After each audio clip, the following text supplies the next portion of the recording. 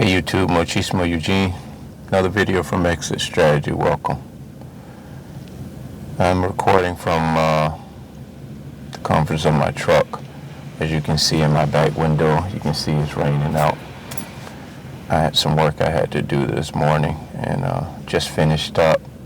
I had planned to get out and do a video before, but anywho, I'm doing it now. I just want to talk about happiness after the awakening. Happiness after the awakening, there are really no words to describe it.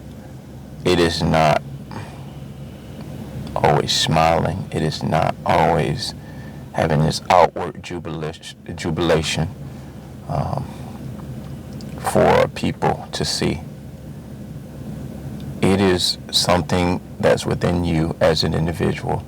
That's a peace that you've never experienced before in your life. It is indeed a weight lifted when you're out of the narcissist trap or the strongholds that they had you in.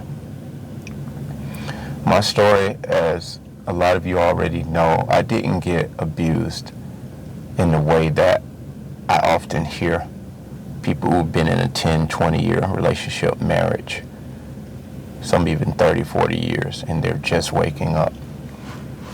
I'm here to tell you, with an awakening, I don't believe we should measure it by how much we endure by way of the narcissist, although these things do matter to us personally. But collectively, I just want to encourage you guys to know one thing, and one thing for sure. If you have been abused by a narcissist for one day, or 10 years or 50 years, the awakening is consequently the same. The weight lifted is consequently the same. It is something that you cannot really grasp with the human brain, of how much weight that has been lifted off of you. Because this is something that most of us, if not all of us, if we really think about it, this is unlike anything anyone will ever experience in their life and know exactly what they experienced. Because this is a thing that most people can't even explain after the fact. So the awakening is very important to being able to both understand what you went through and be able to put it in context. That in itself is a miracle. That's a supernatural thing that I believe God afforded us to awaken us and give us the awareness, and now we're getting the information out.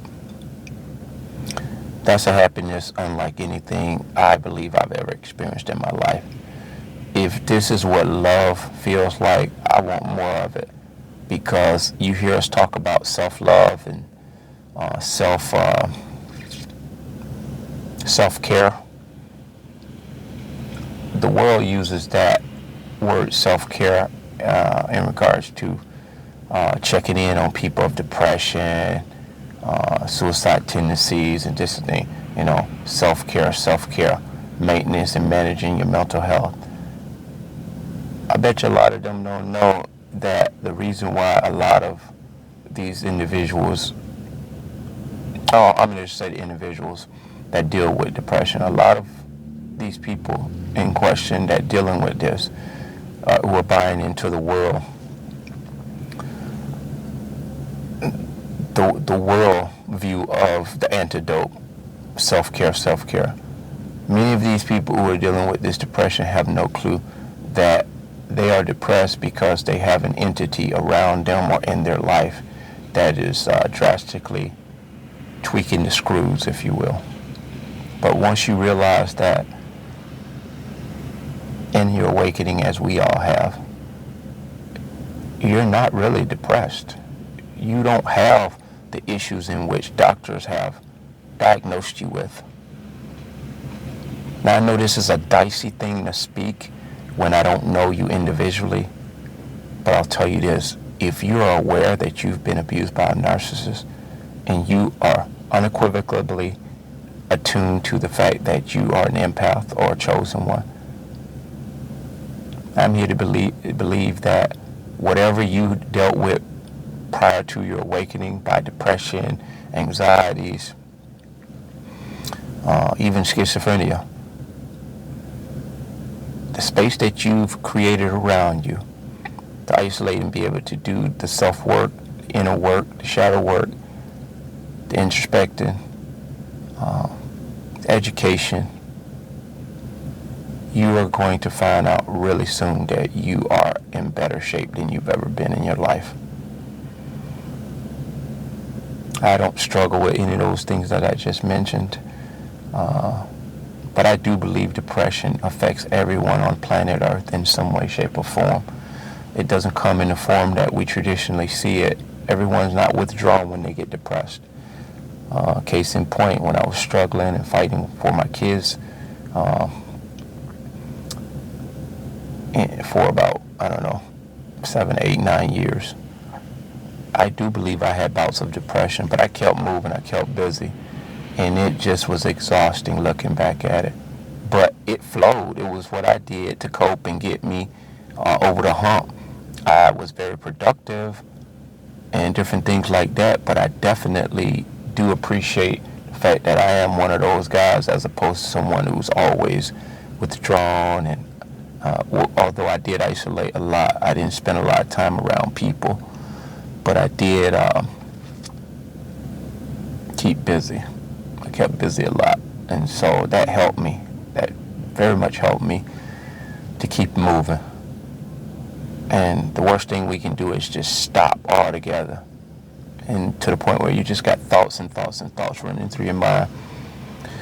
So pick up a craft, do something that is organically attuned to who you are, and it brings some inner peace and joy to you.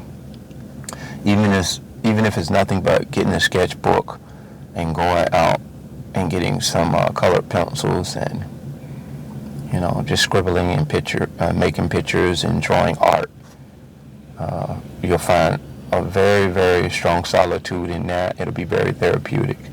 I bought a sewing machine, I think about 1.5 years ago, and I took on sewing, and I haven't sewn a lot. It just sits at the house, but there are many things that I hope to get into that just bring me sentimental peace, just for the sake of doing it, because there's things I've never tried before. So there's a happiness that is within me that I've never experienced in my life. And I just wanted to share that with you guys. And if you search deep in your heart, and you'll realize if you're awakened and you're out of that situation with a narcissist, there's so much to be happy about and thankful for. Don't look back. Let's press forward, guys. Only reason why we reflect back is to keep us attuned to the things we don't want to repeat. Okay? That being said, guys, bless.